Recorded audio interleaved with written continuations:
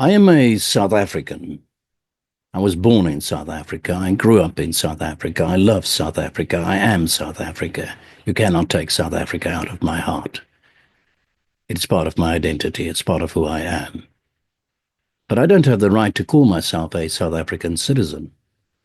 That, according to Andile Mngxitama from the uMkhonto weSizwe party and a sitting member, take note, a sitting member of the South African Parliament, who I spoke to yesterday.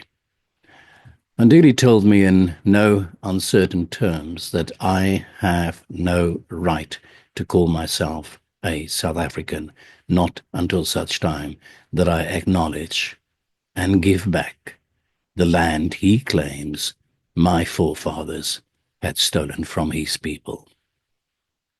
This is my interview with Andile Mngxitama. My guest is Andile Mngxitama. I'm not sure I say Andile's name right. You can help me out there, Andile. But welcome to the program. Thank you very much for the invite. Yes, my name is Andile Mngxitama. It's got those flicks which we inherited from the Khoisan. That's the sound. How do you say that sound, Andile? Is there a click to it? Yes, Mngxitama. Okay. I'm not going to try to repeat that. Yes, no. I told you the motive, Andile, of this interview is since the whole thing happened with Donald Trump and the executive order, I interviewed quite a few Afrikaners specifically about this subject, and obviously asked them, not only how they feel about this invitation, but what does it mean to them.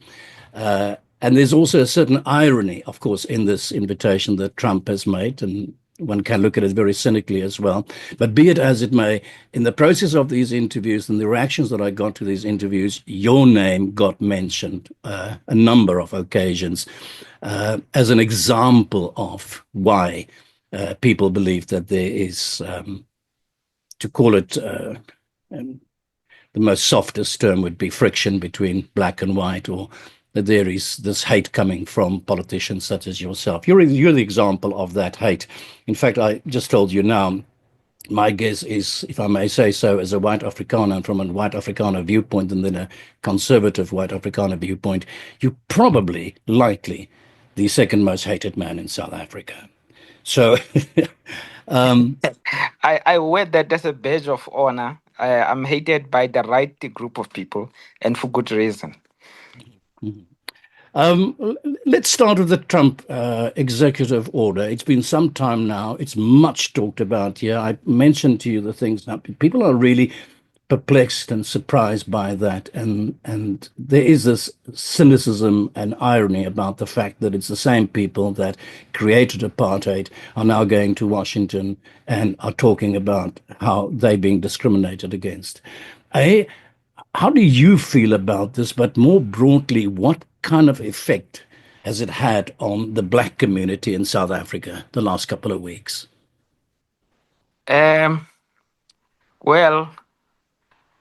the Afrikaner, just like all the settler colonialists, are people from the West. Our Afrikaners here are people that came from Holland and are connected to the United States by whiteness, that they come from the Western culture and origins.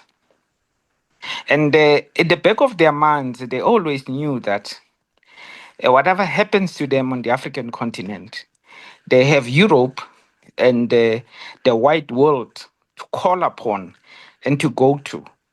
We must remember that apartheid was sustained and supported for a very long time by the West, the United States in particular.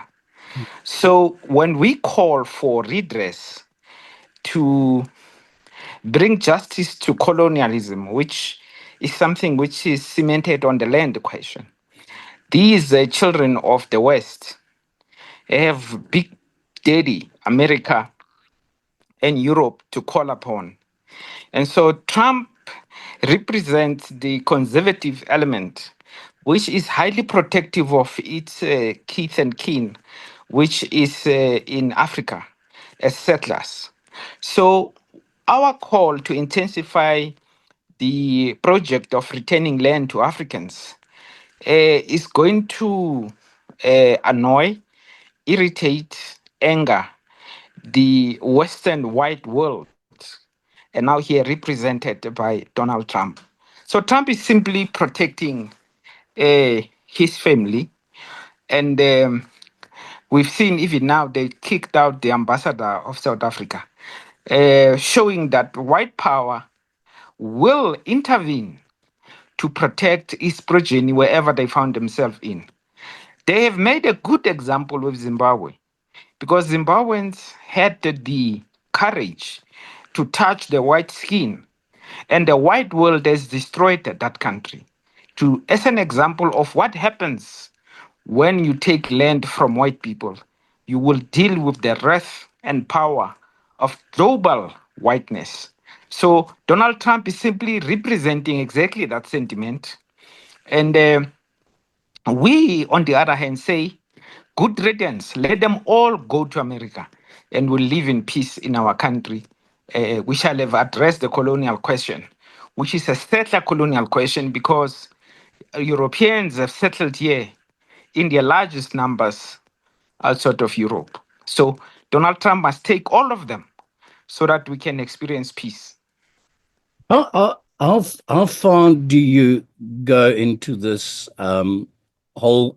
The impression that you create with me is that the land belongs to the black people of South Africa and not to the white people. Is that a blanket thing that you're saying? That am I, as a white South African, to look at the country of my birth and say, well, essentially, I'm a settler. I came to steal this land. I took this land from its original owners.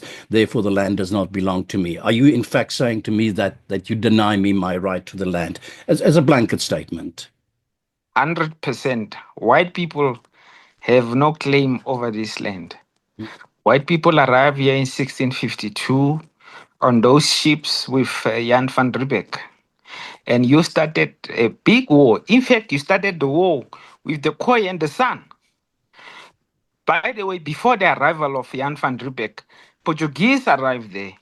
And the San and the Khoi murdered them as a consequence of fighting over a natural resource, which is water.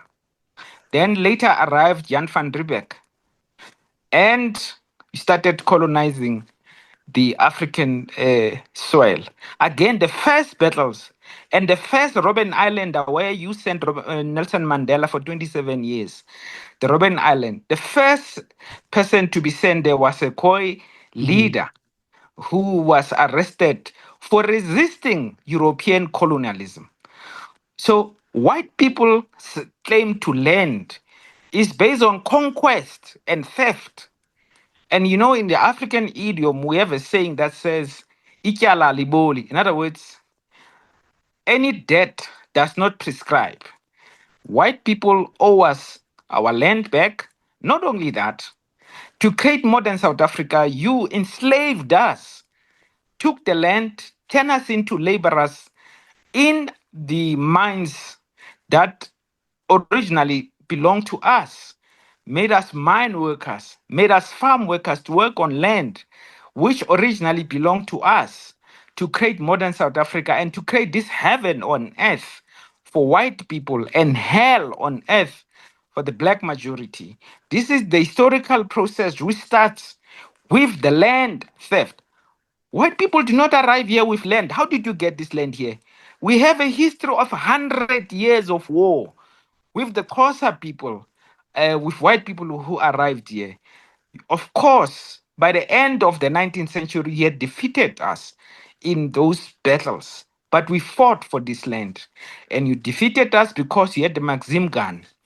And by 1913, you were able to legislate the Land Act, which gave 87% of the land to the white settler minority. You sat in parliament and made a law to dispossess us formally through Yeah, legislation. yeah, So yeah. there's a long history of land dispossession. It's based on war and conquest. And so when we say we want our land back, we simply want to reverse that historical fact. Yeah, yeah. What I'm trying to establish here, Andile, is how absolute your absolutism appears to me to be, because man's history, human history, is filled with migration patterns, uh, land claims and reclaims, and wars being fought about land. I can write now, if I think in European terms, there are still some Germans that claim land that they claim belongs to them that are part of Poland today, and there's parts of Ukraine that the Polish would claim is really part of their land again. So I'm just curious as to how absolute this claim of yours, how far does it go? The other factor that I just want to bring into this equation as well, there is internationally recognized, at least within the United Nations and international law, the idea of birthright as well. So you seem to disclaim me a little bit from my right to be a South African.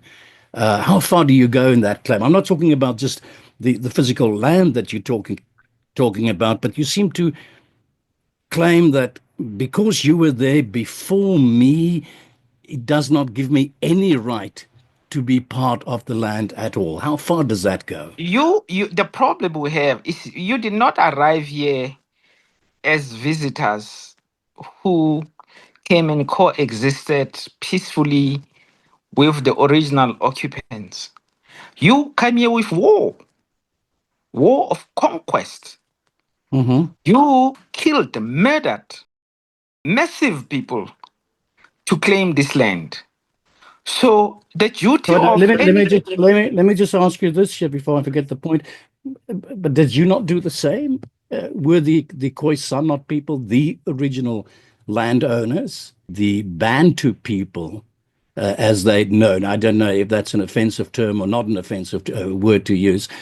Came, I think, according to the information I got yesterday, something like 1,750 years ago. We saw the first arrival of the so-called Bantu people. By that time, the Khoisan were a people there. You clashed with them as well. You took their land as well. You were at war with them as well. What is the difference, just in terms of the theory? the first point is don't get involved in family affairs. We and the Khoisan are the same people. And like any family, we might have had our quarrels. That's got nothing to do with a foreigner that arrives here from Europe armed with guns to colonize, not just us. You decimated the Khoi and the San. You poisoned them. You basically eradicated them from the surface of the earth. Yeah, You have yeah. not accounted for that. You have not accounted for that. You have not paid reparations for that. You enslaved them. As I Mm-hmm. say, the first fight for land was with the Khoi and the San. And the Khoi and the San are Africans. You can, in fact, go up to West Africa, you'll find traces of the Khoi and the San. They Mm-hmm. might have migrated many times, different places on their own continent. The fact that you arrived here at a time certain movements were happening inside the continent has got Mm-hmm. nothing to do with European Yeah, settlers. yeah. Okay. European I get your settlers point. are I get your point. I get your point. My question to you then is that have I no birthright to South Africa, as is recognized indeed by international law and is recognized by the United Nations, the concept of birthright. Do you remove my birthright as well in the process? as long as you have land that does not belong to you, you are a settler. Return the land, and we, as the original owners of this land, will determine your Yeah. resident status. Until that historical question is addressed, we Mm-hmm. as Africans are reduced into refugees in our own country. Mm-hmm. You have all the land which you took by force from us. So, how can we live in peace without addressing this question? Yeah. No, no, no, Until you address that yeah. question, you are settlers and colonialists who Mm-hmm. must be dealt with as foreigners. Mm-hmm. Mm-hmm. So what you're saying to me is you totally reject international law. You totally reject the idea of my birthright. That just is not part of your equation in this matter. Let me tell you That in something fact about what you're saying, Andile, is that 4 million white people whose history might go back 450 years to the time of Jan van Riebeeck and the French Huguenots, all of those people, in fact, should be denied their rights, according to me, their internationally recognized birthrights to be citizens of South Africa. I mean, that goes pretty far. And you can imagine that if that is the point you make, I would imagine you're going to get some resistance. International law. You know, apartheid was officially launched in South Africa in 1948. That Mm-hmm. is exactly the same time when the United Nations adopted the Universal Declaration of Human Rights. Mm-hmm. So, human rights, international law, have not served or protected us as Africans. In fact, it was not designed with us in mind at all. How could the United Nations uh, declare a universal human rights sitting there with countries, South Africa included, by the way, when they said that there was this universal human rights. But Mm-hmm. those countries were colonialists. So they did not see Africans as humans, were not accounted for in the human rights rubric. We were subhuman. So don't tell me about international law, which never protected us, which does not regard us as human, was formulated by you people to legitimize your basically usurping lands of people and turning them into your own little countries. So please, we're talking about justice Yeah. from the perspective of the colonized, and we have not been protected or served by the so-called international law. Yeah, I hear absolutely what you say. I, I'm afraid though that I do think that you are going to run into a lot of problems. It's a little bit like the other night I watched the interview of Tucker Carlson with Aaron Roots from AfriForum, and he was talking about some form of autonomy or some form of own homeland for that matter. And at some point in the discussion, I heard Tucker Carlson calling out, "That ain't never gonna happen." I tend to think that I would like to say to you that the absolutism that you're talking about, that ain't never gonna really happen, without, at the very least, an enormous and unfortunate amount of blood and pain. It is just simply not a solution for the problem. It seems to me, and the question I'm asking myself is, how serious must I take it?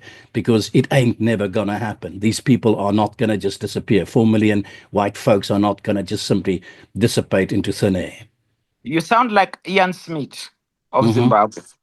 He said at the time, as the Prime Minister of Rhodesia, that Hmm. it never happened over his life. And the Zimbabweans went to war. They won that war. They took their country back. Not only that, they also took their land back. Of course, they were grossly, extremely punished for taking their land. Their economy was destroyed, their country was destroyed because they touched the white skin. But whatever happens now in Zimbabwe, Zimbabweans have their land. They are real citizens in their country. I Hmm. am not a citizen in this country. I am a refugee, landless refugee. And you know what is said, which white people don't realize? Hmm. We, as we travel from Johannesburg to Cape Town, we can see the expanse of this land which was taken from us. It is not just a conceptual issue. It is a physical reality that we live with every single day. We can see the land which was taken from us, the mountains, the rivers, the oceans, which were usurped by these so called fellow citizens. And these Hmm. fellow citizens do not regard this great um, gross misfortune they befell on us as something to be considered. It might not happen in my lifetime and yours, but certainly the message that this country belongs to black people is something that we're inculcating to the next generation and next generation. And there will be a generation which will certainly Yeah, bring yeah. about justice. I'm a little bit surprised, I must say, because I had the impression that you might be a very progressive kind of a mind, but what I encounter at the moment is something that you force me to call it fundamentalist.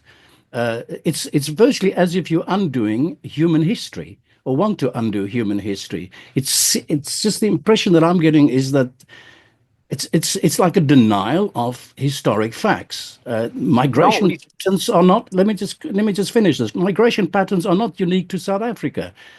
It's a phenomenon of mankind. We have moved across borders and land had been occupied and taken and stolen and fought for over, etc., and many, many, many forms. What we cannot do is undo the past. And what you're basically calling for, and help me if I say it, if I say it in the wrong ways, you're really calling for the removal of all white people from South Africa based on your claim that the land belongs originally to the black man of Africa. how is Am I right in that assumption? Is that what you're yeah, saying, no, Andile? but how is stating a historical fact Mhm. that Europeans are settlers and colonialists who But you were a stole our settler land? too. You were a settler too. That's my point. At some But how can point, it be? I at can. some point, That's at some point, rubbish. hold on. That's At some absolute point, rubbish. no, That's hold on. absolute rubbish. I You may cannot be say a so. settler in my own Well, the continent continent. doesn't belong to you. The continent doesn't belong to you. The continent belongs to all the people of Africa. You're one of the And many I am an peoples of African. Africa.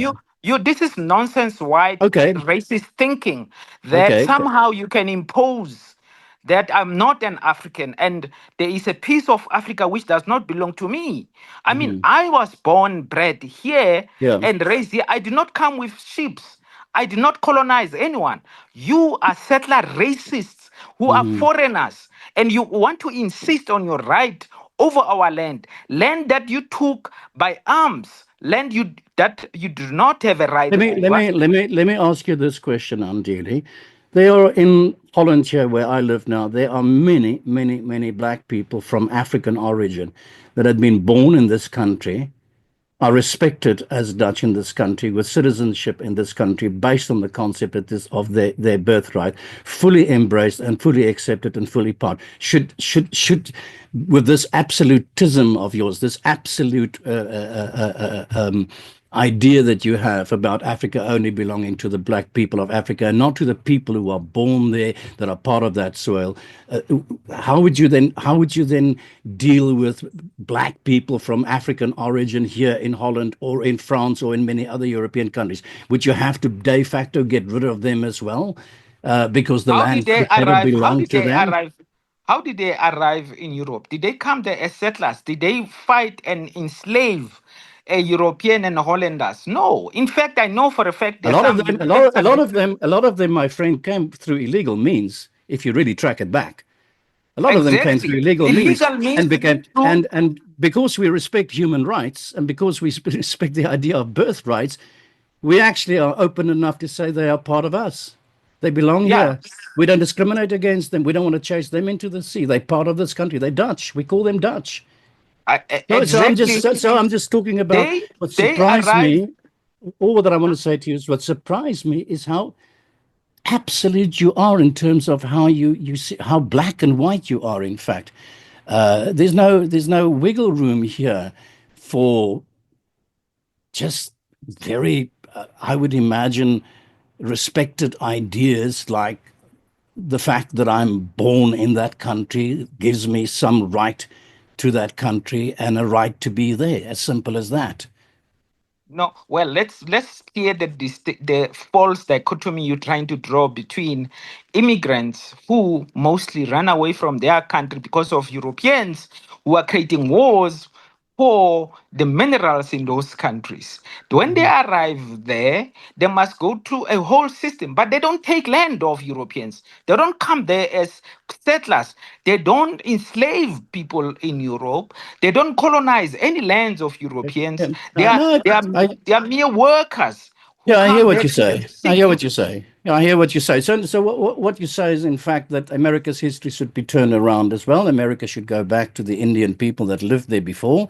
What you say is that the Aboriginal people of Australia are the original people. Therefore, we should deny the people that came after them, took their land, stole their land. We should deny them that right as well. We should ignore all of history and we should go back to very, very purist ideas. That's more or less what you're saying to me. So, And I'm so just saying to you, me, and I'm just saying to you, Andili, that I understand your passion and I even respect your passion, but I just don't see it as a workable solution for the future. I just don't see how you get there without an enormous struggle and pain and a lot of unfortunate. It is just, it seems to me just an unachievable dream. so basically, you accept that Europeans arrived in the United States, murdered Aboriginal people, It's the a historic original fact. people, It's a historic fact. It's a and now historic you fact. I say don't have to that. discuss that. It's an historic fact. Right? So all, but you are saying we must just accept it as a fact and keep on living. It's fine. It has happened. They don't have their country, I'm saying to you, just like in Andili, Australia. I'm saying to you, Andili, that 500 years ago there happened to be a war between two nations in which one nation raped the other nation, took the land. It's an historic fact, and 500 years later, their grandchildren live in that land. These are historic facts. That's what I'm saying to you. I'm saying to you that I find it rather almost bizarre, the idea to think that based on this claim of yours, we're going to get rid of 4 million or 6 million or whatever white people in South Africa. Magically, But we're going to but be able to get rid of them based on this purist idea of yours. All I'm asking for, in fact, is a little bit of, I would imagine, even just simple pragmatism. We, as much as Julius Malema would say we will and I'm not sure if he said that or not, said or wish that the white people of South Africa must be chased into the oceans, as much as white people might think that it would be wonderful to chase the black people into the oceans. These are just not practical solutions for the future of the country. you know something I find very strange. How you equate the demand for land redress I to didn't do that chasing at all. white I didn't do to that at all. chasing white people to the sea, to murdering white people. I don't know how But you just you denied me my right equate to these exist. two You things. just denied me my South African citizenship. So what equation should I make? Well, How just return the land. That's all we are saying. It is you who equate our call for justice to call for decimation and murder of white people. We've never said so. We're saying to white people, you are settler colonialists who have stolen our land. And we can see that that historical fact manifests today. The majority of land is in the hands of a white settler minority. This is a historical fact which manifests mm. today. It is not something of the past. And we are saying, if you want to live I, in peace with I us, strangely enough agree with you, Andile. I agree that land, if stolen and it can be proven that it's stolen or illegally gotten and so on, there must be some kind of a mechanism. I agree with you. The land must go back to its original owners, and so far as we can do it. But there's not a blanket kind of a thing. The land belongs to black people or the land belongs to white people. I think even if I'm correct, I even think the Freedom Charter says the land belongs to the people who live there, who born there, who trade the land. yes, So I'm The not saying Freedom that Charter land. was written. I'm not suggesting at all that land should not be returned if and where stolen or taken or gotten by illegal means. I'm not claiming that But at all. how did white people get land here?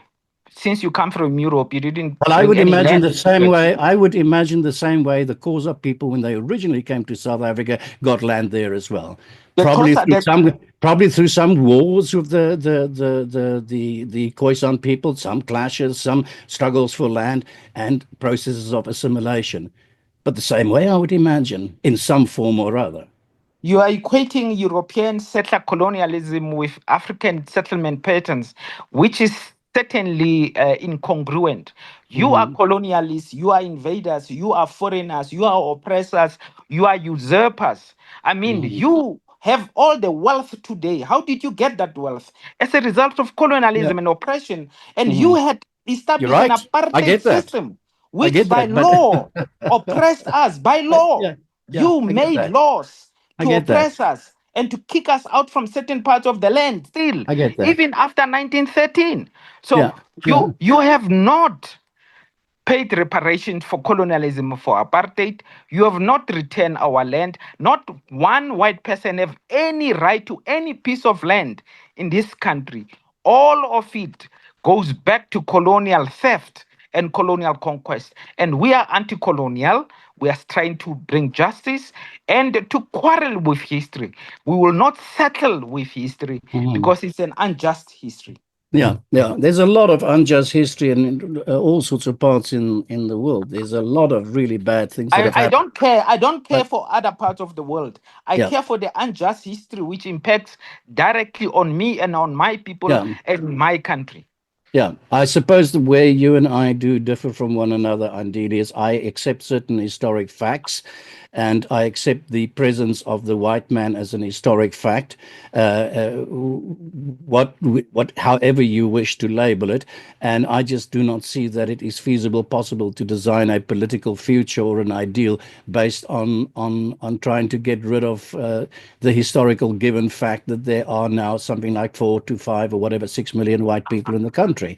It is just simply not feasible and pragmatic in any way, and it will not. The South Africans will not allow that, and certainly the rest of the international community would not allow that. I'm trying to find ways in which we can reach one another. I'm trying to find ways No, in which we no, can. I appreciate a wide perspective. Mhm. I appreciate your conqueror's perspective.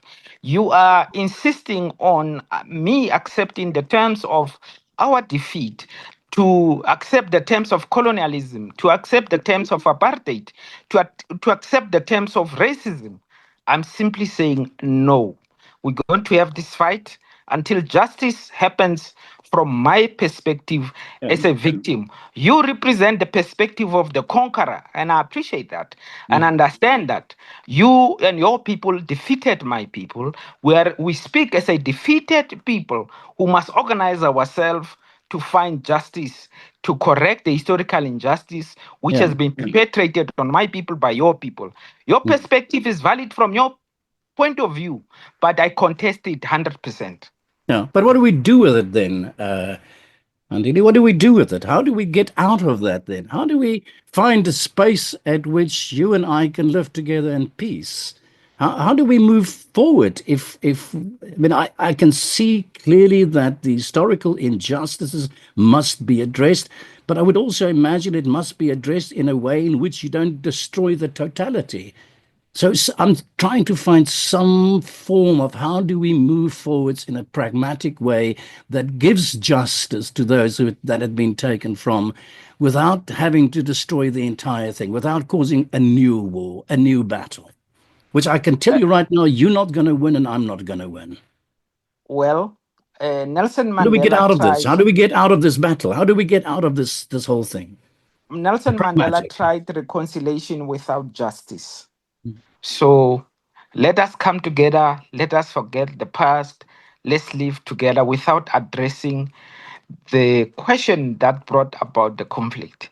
And South Africa is no near any racial harmony 30 years after because the source of the conflict was not addressed. Yeah. You want us to simply move forward No, it's not what I without want at all. addressing Not what I want at with all. I think it's more nuanced than that. I reject the idea that you say. I reject what you just said now because I want justice for you as well.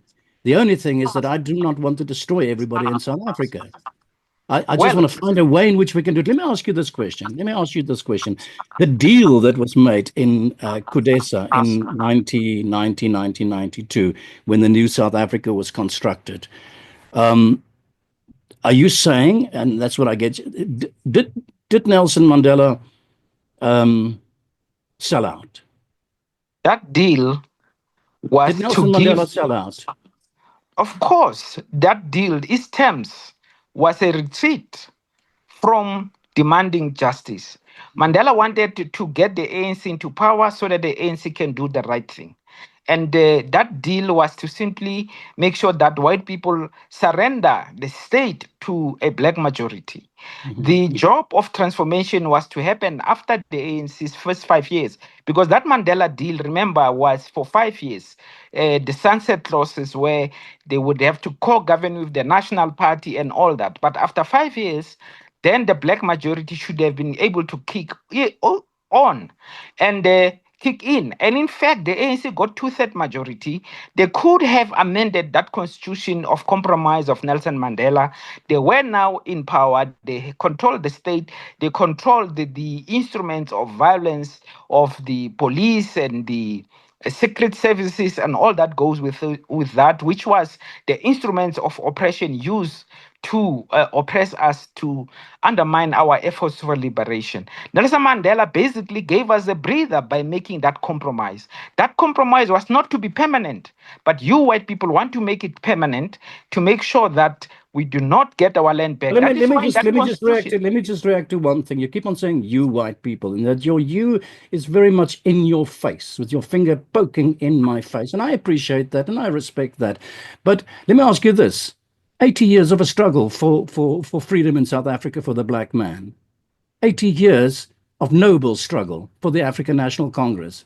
And yet at CODESA and what happened before CODESA, they seem to have gotten by the rich and powerful in South Africa. They seem to have sold out their ideals for a bag of gold.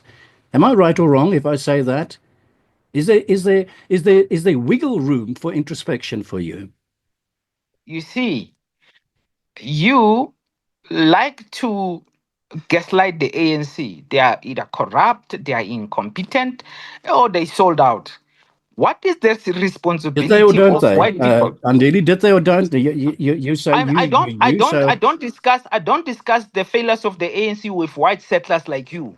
Mhm. You stole our land. You are oppressors. You have done nothing. Stop talking about the ANC. Take responsibility for your sins, which you are now hiding behind the ANC's incompetence and corruption and the fact that you white people bought them. No, Well, if I you please don't care for the acknowledge that, ANC. yeah, I care for the you acknowledge, original but you sinners, do, which is you white people. but you do acknowledge that. You do acknowledge that. That's what you just did now. You That just is a acknowledged to me that now. is a secondary contradiction. That's not the Mhm. primary contradiction. That is we can deal with the ANC. We can kick it out of power tomorrow. We'll still be landless because the land is still with you people. The economy is still with you people, and you do not acknowledge any of that. And that is why you're sponsoring small black political parties so that we fight amongst ourselves whilst you keep the wealth and the land of this country. Mhm. We have seen your little strategy, and we are not going to be taken for a ride. Mhm. Mhm. The talk about now the African National Congress. My impression, and you can help me out here, is that it seems that they have. I'll tell you a little story, and you'll take it from there. Uh, just before the actual election, I had dinner in my house here in Amsterdam with a representative of the African National Congress here. That was just before South Africa became a democracy. And it was a given fact that it would become a democracy and that the ANC would take power in South Africa. And I remember distinctly sitting at my dinner table with this member of the ANC, and I'm not going to mention his name right now, who said to me, "Now is our time, my brother." I quote him 100%. The words were, "Now it is our time to eat, my brother." So I go back to that question. You're pointing the finger to the white man, and you basically disown me of my right to be a South African, of my right to be a child of that land where I was born. To what an extent, if you really look back at what happened at CODESA, are you not having to swallow the fact that the African National Congress was bought at that point already by white capital in South Africa? And what does that say to you about the struggle? I do not discuss my black brothers in the Mm-hmm. ANC with white people. Mm-hmm. You have bought them, you've corrupted them to serve your agenda. I'm more interested in your agenda. I'm not interested in fighting the ANC and all that goes with it. I'm more interested in the real enemy, which is white settler colonialism and its children who have this country's wealth still Yeah. in their hands, who still have the land. That is my struggle. I don't care for the Then you ANC, must. Then you must. and I'm not going to criticize the ANC Mm-hmm. with you to be on your side. No, Yeah. I will Yeah. not enter that battle. It's not my battle. If the ANC is your project, deal with them. Yeah. Yeah. I get it. Do you And forgive me for asking the question. Do you hate only white South Africans, or do you hate all white people? I hate all oppressors. I hate all settlers. I hate all land thieves. And in our country, the land thieves are white people. And that is why we have a quarrel with them. Yeah, yeah, yeah. I said early on I would like to do the discussion in three components. It's been impossible to this point. But if you would permit me that, um, do you mind if I let's talk about you, where you come from? Is it okay if I ask you questions around where you come from, That's where fine. your That's political, okay. what was the first time when, how old were you, and when for the first time in your life did you become aware of this thing called apartheid? I was young, about 13, in Poch's room. I was on a farm school, and I got chased by a white farm. I was raised and born on a white farm, by the way. I'm a child of a farm worker, and my mother worked in the kitchens. So I have a first-hand experience of white power. And then I went to university at the University of Witwatersrand.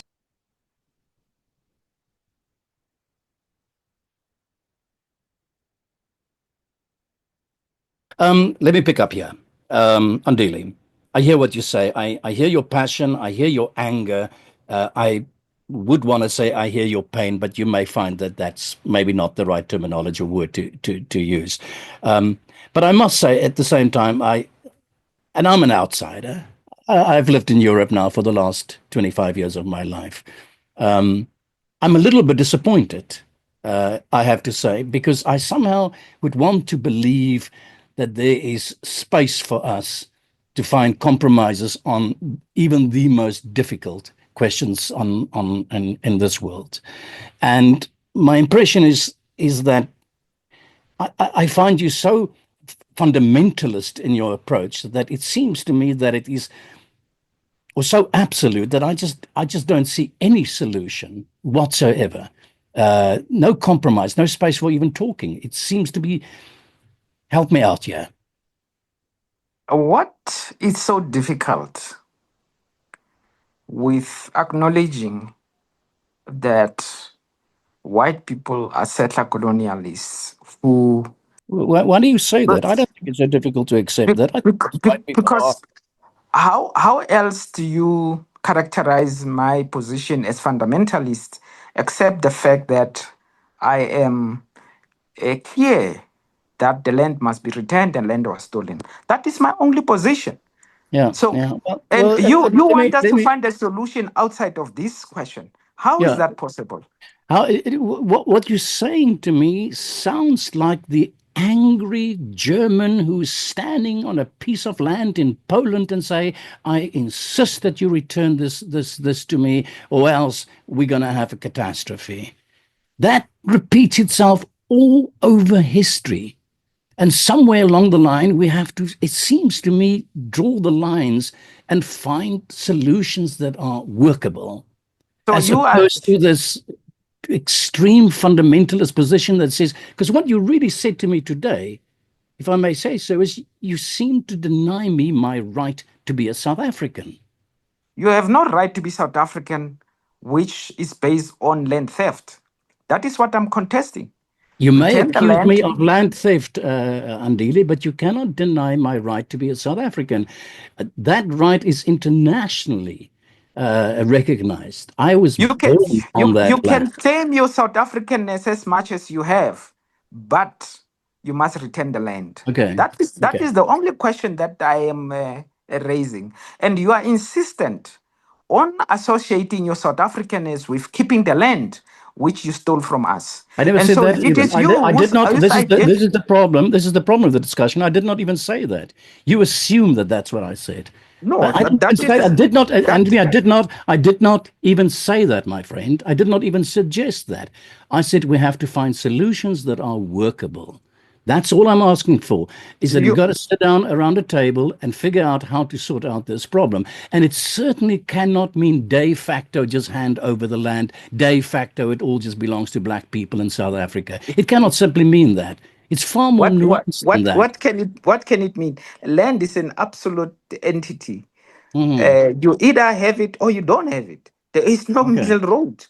Okay. That, So you force me into saying something as ridiculous as, well, then the United States of America must cease to exist because they stole the land. of That's course, really what you're of saying.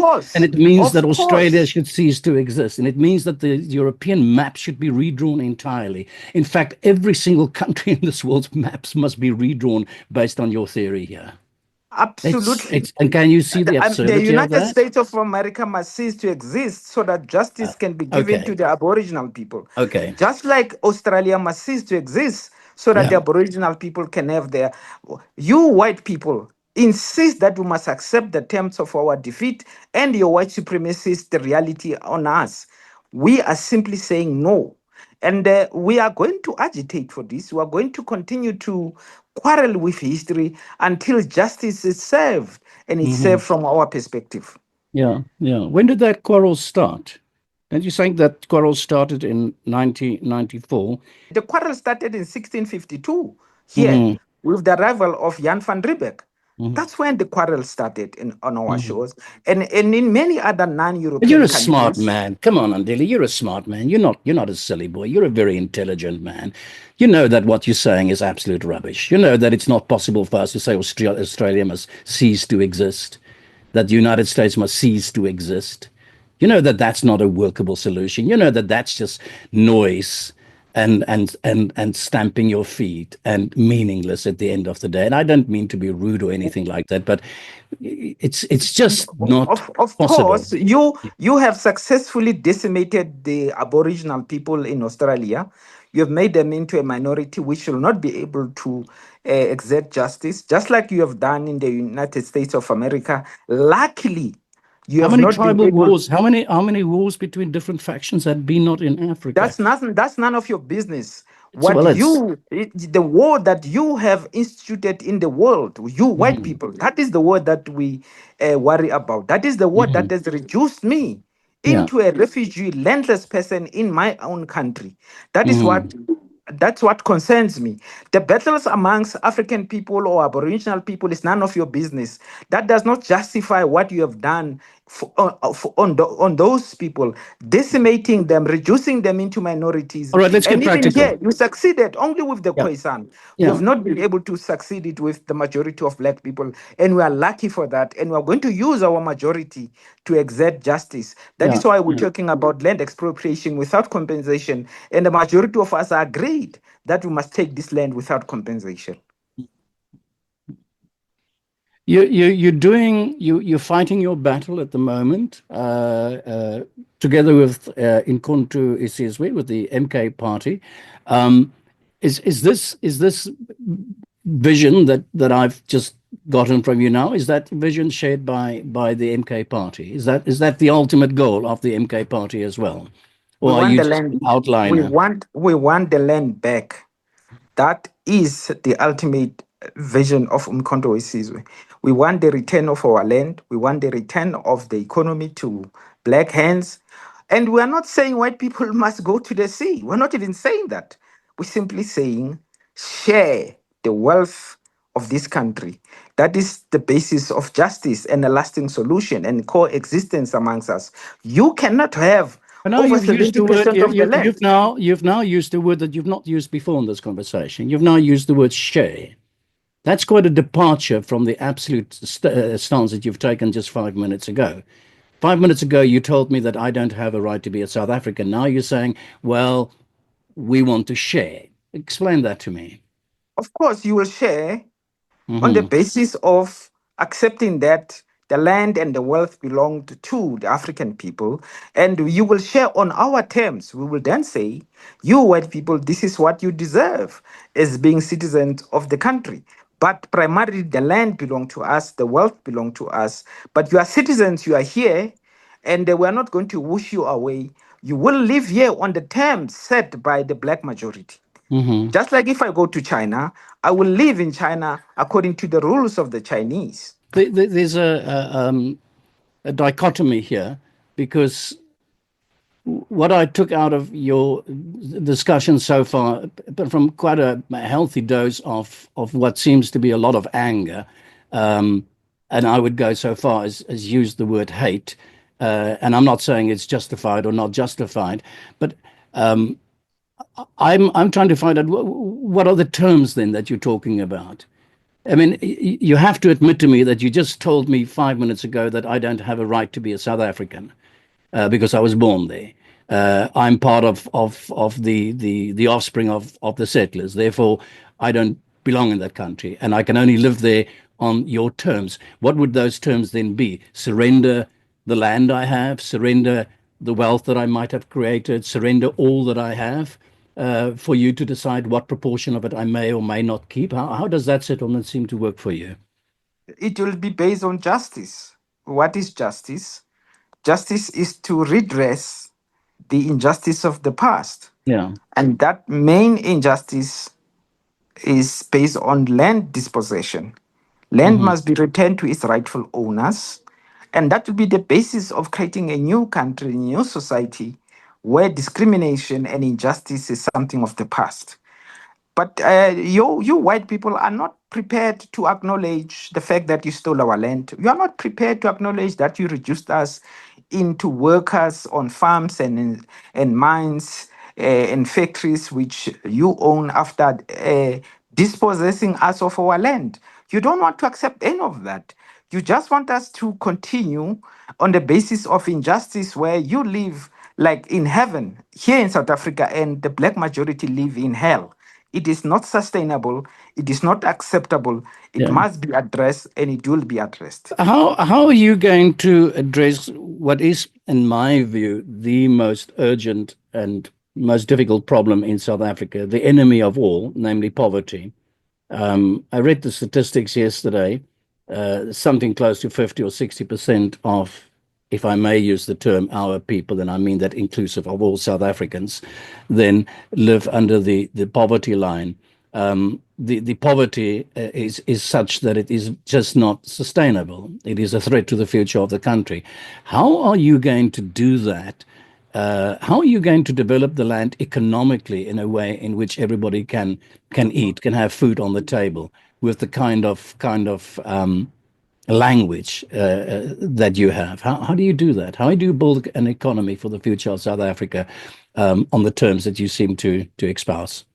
Let us be clear 56% of the population is considered poor, and Hmm. that is black people. Only Hmm. 1% of white people are considered poor Hmm. in this country. Yeah, I'm aware of So, that. and how did we arrive at that? Is it because black people are not innovative? It's because we are lazy? It's because we don't want to be wealthy? No.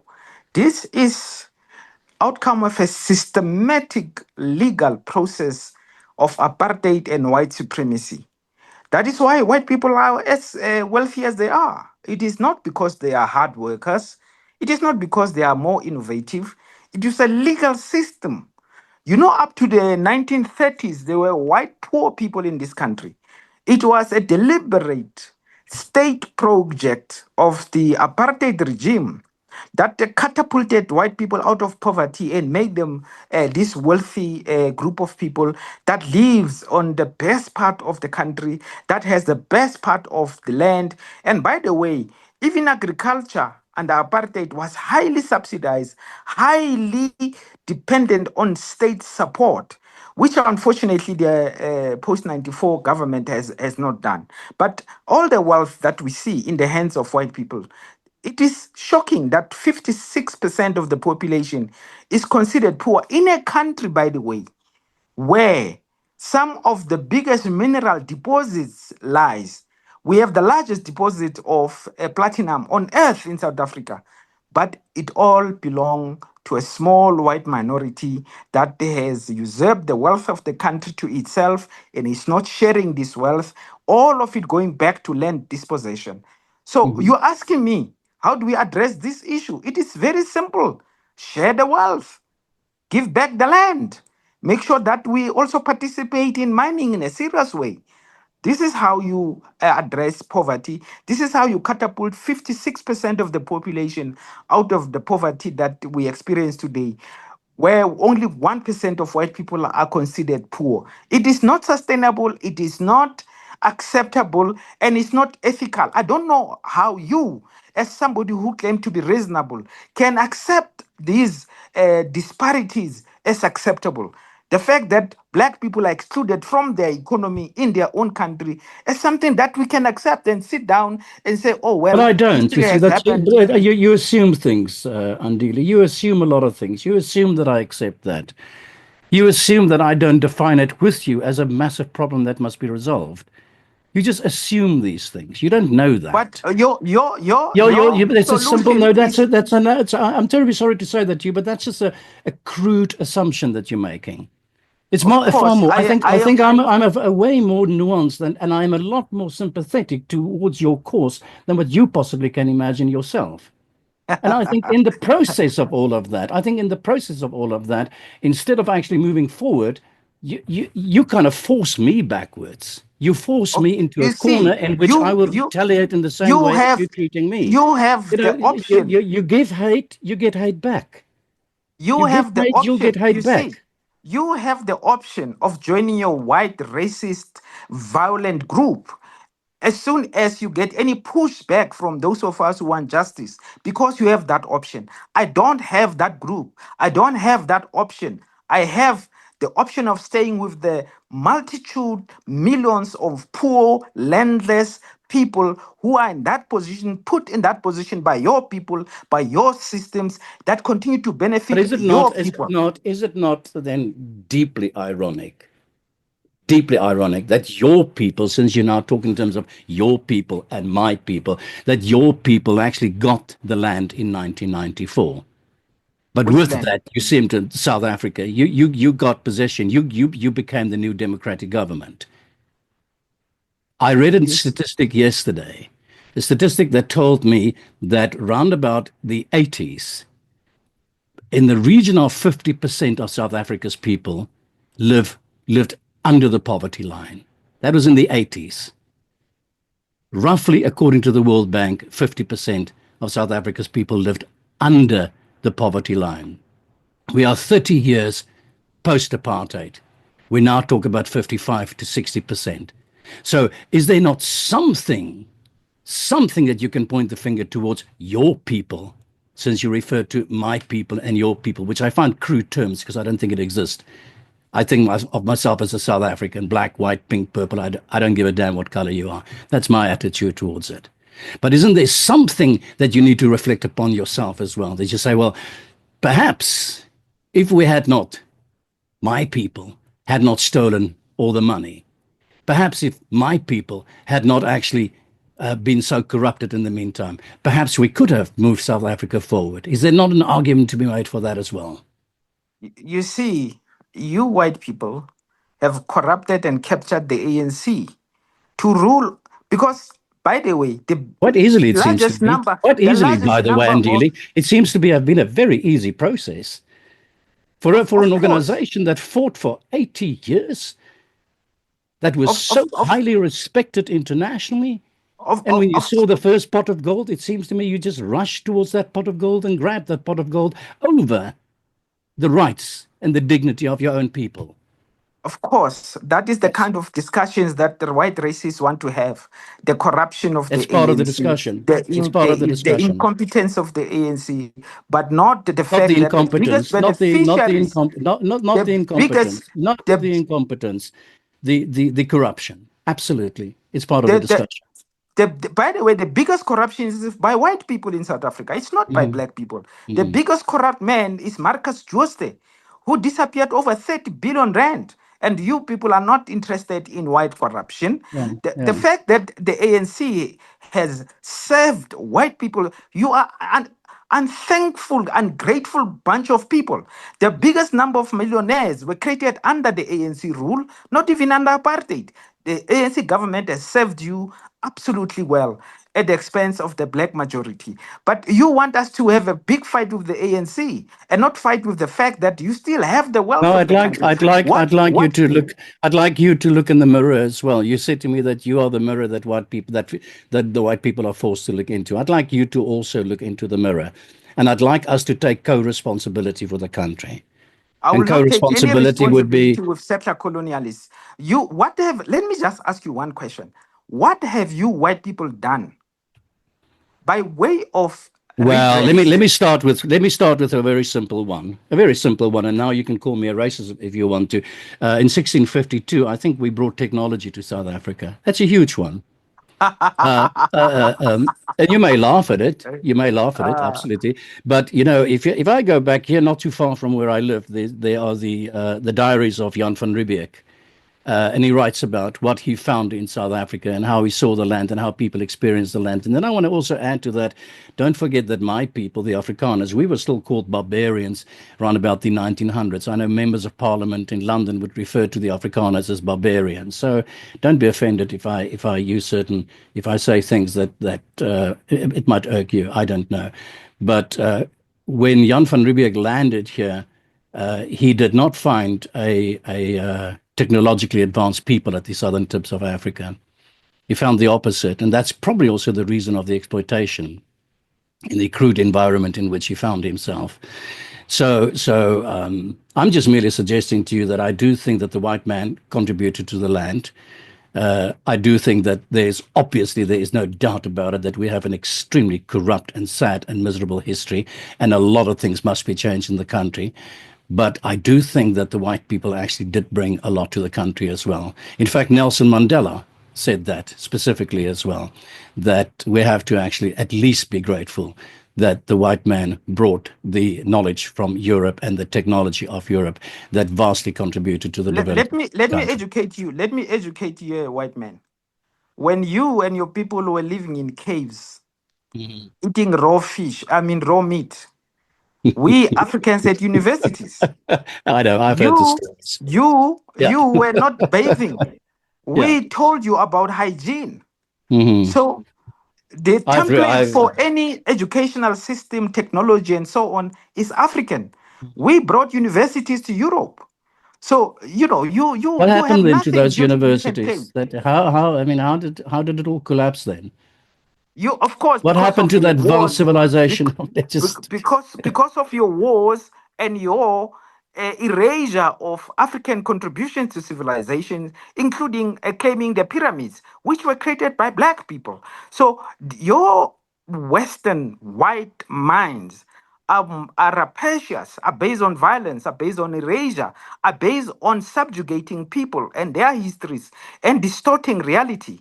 That is why you claim land yeah. in South Africa through a completely distorted historical account. You are simply settler colonialists who have no right over land here. We are even simply saying, let's share.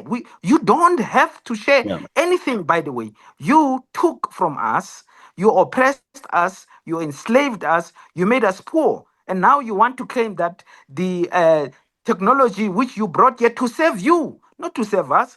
Up to look at 1994, you had all the electricity access. You denied us access to electricity. You did it for yourself, not for us. So we are not thankful for your colonialism and little developments that you Yeah. made for your own self interest.